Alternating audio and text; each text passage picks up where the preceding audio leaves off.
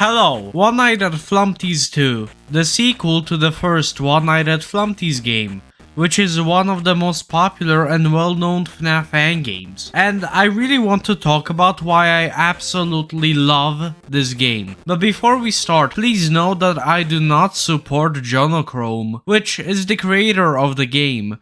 I do not support what he did. Although I like this game, that does not mean I like the creator. If you're curious about what Jonochrome did, well, he had a relationship with a minor. Jonochrome did a really bad thing and I do not support him. However, this video isn't about that. This video is about why I love One Night at Flumpty's 2.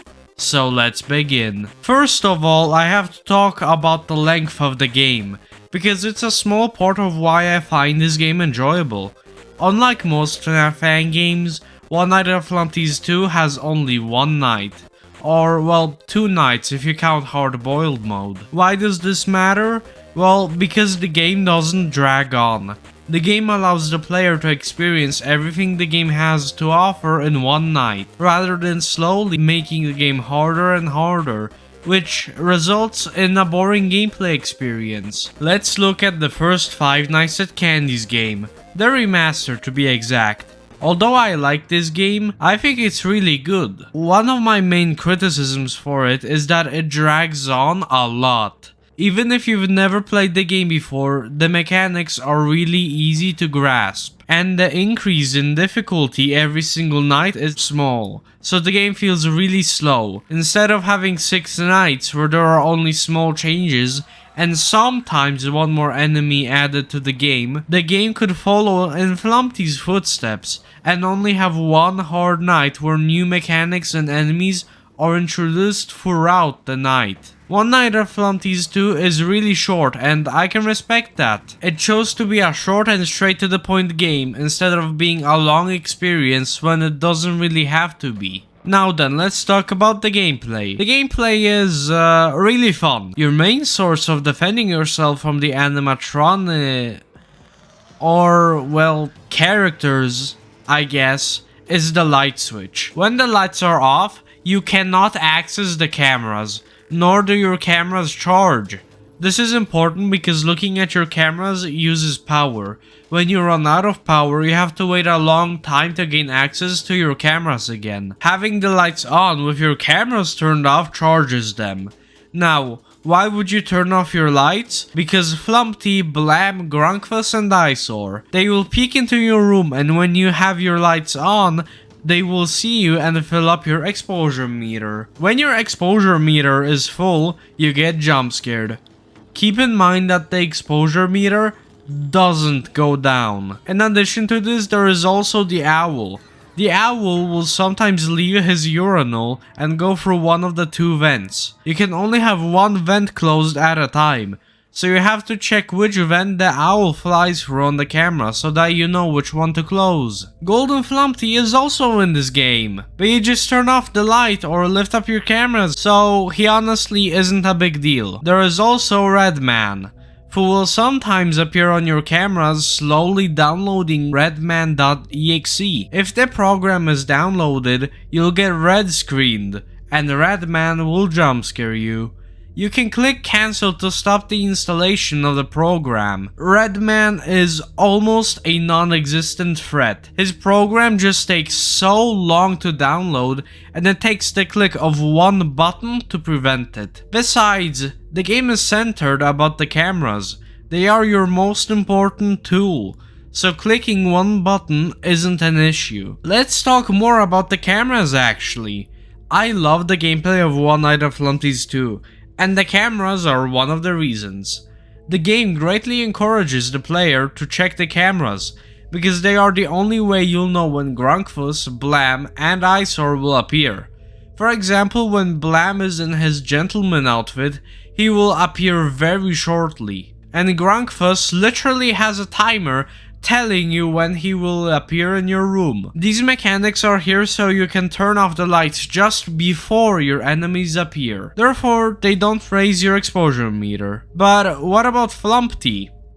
Well, Flumpty appears randomly. However, he will have his eyes covered, which gives you a little time to quickly react and turn off the lights in order to defend yourself. The cameras in this game work beautifully. You check for characters like Eyesore, Blam and Grunkfuss, leave the cameras, and check for Owl and stop Redman if you have to. That's basically the gameplay loop.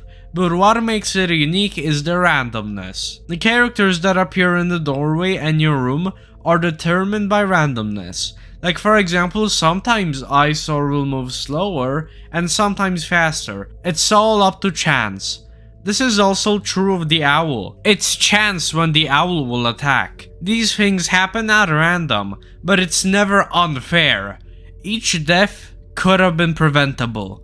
One Night at Flumpty's 2 is random, but it's also fair because if you got distracted by Owl and didn't look at Blam in the cameras, he shows up unexpectedly and kills you, well, that's your fault for not actively checking for Blam. When he's in the camera, and especially the Gentleman Blam outfit, is when you should be on your toes ready to defend yourself. And the owl takes a short amount of time to deal with. And if you saw that the owl was gone from the urinal, you have a long time before the owl jumpscares you to deal with characters like Blam. I like the fact that when I die, it's my fault. Not the game's fault, purely my fault.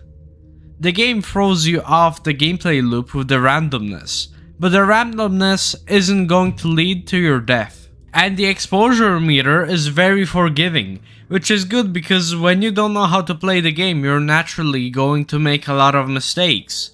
One Night at Flumpty's 2 has some really fun gameplay that's unique from other FNAF fan games I have played. I like it because you have to proactively defend yourself from the characters by keeping track of them in your cameras, because if you don't, you won't know when they appear. But the gameplay isn't the only thing I like about this game, so it's time we move on to graphics. This game is very appealing to look at. The cartoony art style it has is something rarely seen in other FNAF fan games, and I think it looks really good, especially paired with how bright the overall game is. Most FNAF fan games are dark because, well, darkness is creepy. Flumpty's 2 is very bright, which I think really fits the unique art style the game has. The game being so bright makes it very different visually. Most of the characters come back from the previous game, except for the owl and the Eyesore, I guess, but he was technically in the first game as the pile of eyes in the abyss. I think the character design in this game is pretty good. It's nothing crazy, but it works. Eyesore and Grunkfuss are especially creepy, especially when they appear in your doorway or in your room. Characters like Flumpty and Blam look silly, but can be creepy when they need to. And the clown appearing straight in your room is terrifying.